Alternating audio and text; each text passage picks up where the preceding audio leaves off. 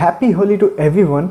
तो होली के टाइम पे हम आपके लिए एक बहुत ही बढ़िया स्टॉक लेके आ गए हैं जहां पे आपको ऑलमोस्ट 50% का गेन सीधा सीधा देखने को मिल सकता है। हाँ, आज हम डिस्कस करने वाले हैं सिटी यूनियन बैंक के बारे में।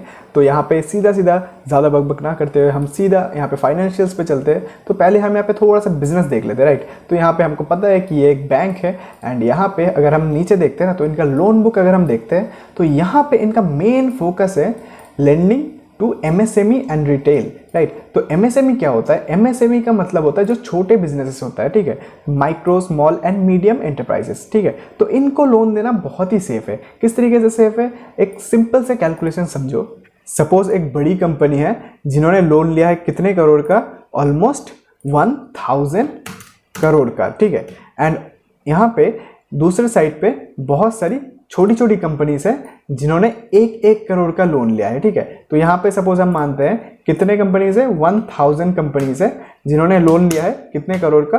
1 करोड़ का, ठीक है। तो यहाँ पे कितना हो गया? यहाँ पे भी 1000 करोड़ का लोन इन्होंने दे दिया, ठीक है। तो यहाँ पे ध्यान से समझना इस चीज को। सपोज ये जो बड़ी कंपनी है ना, तो ये अगर डूब जाता है तो इनका 1000 करोड़ सीधा सीधा रिस्क पे चला गया, ठीक है। एंड यहाँ पे अगर सपोज 10 कंपनी भी डूब गया ना, तो इनका सिर्फ 10 करोड़ ही रिस्क पे आया, 1000 करोड़ नहीं गया, ठीक है। तो यहाँ पे अगर हम छोटा छोटा लोन देते हैं कंपनीज को, छोटे छोटे जो एंटरप्राइजेस है या फिर छोटे छोटे जो रिटेल प्लेयर्स है, तो उनको अगर हम लोन देते हैं ना, तो यहाँ पे जो डिफ़ॉल्ट होता है, तो वहाँ पे जो डिफ़ॉल्ट अमाउंट होता है वो बहुत ही कम होता है, बहुत ही छोटा होता है, जो कि बहुत ही कम इम्पैक्ट करता है, ठीक है। बट अगर एक बड़ा कंपनी यहाँ पे डूब जाता है ना, तो वो बहुत बड़ा इम्पैक्ट करके जाता है, ठीक है। तो इसी वजह से ये जो चीज़ है, कंपनी यहाँ पे छोटे छोटे एंटरप्राइजेस को लोन दे रहा है, तो ये एक पॉजिटिव चीज़ है। तो ये सभी चीज़ों की वजह से मुझे ये कंपनी बहुत ज़्यादा अट्रैक्टिव लग रहा है। तो यहाँ पे हम कंपनी का फाइनेंशियल देख लेते हैं आगे का, ठीक है। तो मार्केट कैप है 10,000 करोड़ का, जो कि एक स्मॉल कैप के अंदर आता है, राइट।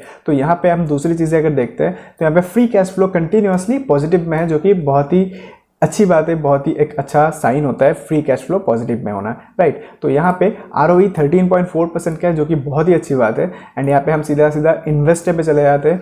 तो यहाँ पे FII ने कंटिन्यूसली अपना स्टेक इंक्रीज ही किया है। एंड यहाँ पे रिसेंट क्वार्टर पे जो पब्लिक का स्टेक है वो भी रिड्यूस हुआ है, जो कि और भी अच्छी बात है। एंड यहाँ पे पब्लिक में अगर हम देखते हैं ना डिटेल्स में, तो यहाँ पे 2%, 1%, मतलब ऑलमोस्ट इसमें से 5% जो HNIs है उनके हाथ में है। एंड जो रिटेल हम जैसे नॉर्मल लोग हैं, गरीब लोग हैं, तो उनके हाथ में ओनली 36% है, जो कि बहुत ही कम है, ठीक है। एंड यहाँ पे हम ऊपर देखते हैं बैलेंस शीट में, तो यहाँ पे बैलेंस शीट भी अच्छे खासे स्पीड में ग्रो हुआ है। एंड यहाँ पे हम एक और चीज़ आपको बताते हैं। तो यहाँ पे देखो जो इक्विटी कैपिटल है ना, तो यहाँ पे देखो 74 करोड़ का ही है। एंड यहाँ पे इक्विटी कैपिटल 2020 के बाद से डाइल्यूट नहीं हुआ है। एंड यहाँ पे अगर हम देखें 2020 के बाद से जो EPS है वो कंटिन्यूसली इंक्रीज ही हुआ है।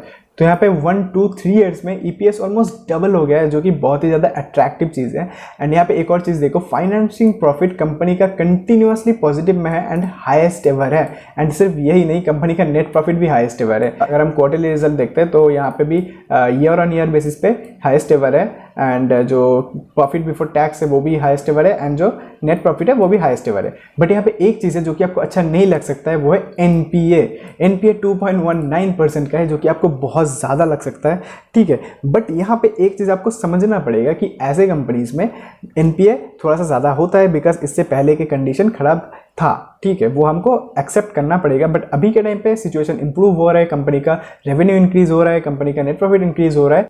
एंड ये जो NPA है ना, ये कंपनी के लिए बड़ी बात नहीं है मैनेज करना। क्यों नहीं है वो मैं आपको बताता हूँ। देखो जो हमारा बैलेंस शीट पे जाते हैं हम, तो यहाँ पे देखो जो बोरोइंग्स है ना वो 57,000 करोड़ है। तो यहाँ पे हम थोड़ा सा कैलकुलेशन करते हैं, जो 57,000 करोड़ एंड यहाँ पे जो वो था, क्या बोलते हैं उसको, NPA था, वो कितने का था? 2.19%, राइट। तो यहाँ पे हम एंटर करते हैं, तो यहाँ पे ओनली 1200 करोड़ का जो NPA है, राइट। एंड यहाँ पे हम इनका जो रिजर्व है वो देख लेते हैं। तो यहाँ पे रिजर्व 7300 करोड़ का है एंड उसमें से 1200 करोड़ कोई बड़ी बात है नहीं, राइट। तो यहाँ पे NPA में बहुत ज़्यादा प्रॉब्लम है, मुझे लगता नहीं है, ठीक है। एंड धीरे धीरे सिचुएशन इंप्रूव भी हो रहा है। तो यहाँ पे आप देख सकते हो ईयर ऑन ईयर बेसिस पे NPA रिड्यूस हुआ है, net NPA, and quarter on quarter basis पे भी NPA रिड्यूस हुआ है, जो कि एक पॉजिटिव साइन दिखाता है। एंड यहाँ पे एक चीज़ मैं आपको दिखाता हूँ, जो मार्केट कैप है वो है 10,000 करोड़ का।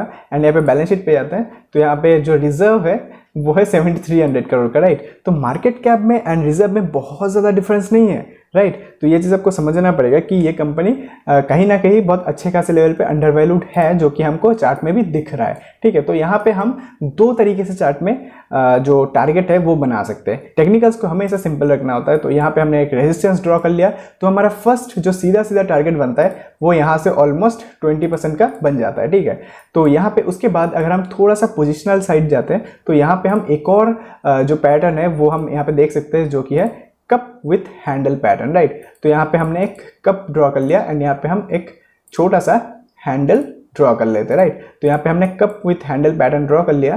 तो यहाँ पे टारगेट कैसे मेजर करते हैं, यहाँ पे जो डेप्थ है इसको यहाँ पे मेजर करके ऊपर प्लॉट कर देना है, राइट। तो यहाँ पे हमने प्लॉट कर दिया। तो यहाँ पे जो करंट मार्केट प्राइस है वहाँ से कितने परसेंट का गेन है, वहाँ से ऑलमोस्ट 50% का गेन है, जो कि मैंने आपको स्टार्टिंग में बताया था, राइट। तो यहाँ पे कंपनी बहुत ही बढ़िया है, कंपनी अच्छे जगह पे जहाँ पे लोन डिस्ट्रीब्यूट करना चाहिए वहाँ पे लोन डिस्ट्रीब्यूट कर रहा है, कंपनी का फाइनेंशियल इंप्रूव हो रहा है एंड एनपीए भी कंपनी के लिए प्रॉब्लम नहीं है, जो कि मुझे लगता है आपको अपना स्टडी करना है, आपको अपने हिसाब से इन्वेस्ट करना है एंड अगर आपको सीखने का मन है तो इस चैनल को सब्सक्राइब करना बनता है, राइट। तो फिर मिलते हैं अगली वीडियो में, तक के लिए बाय बाय।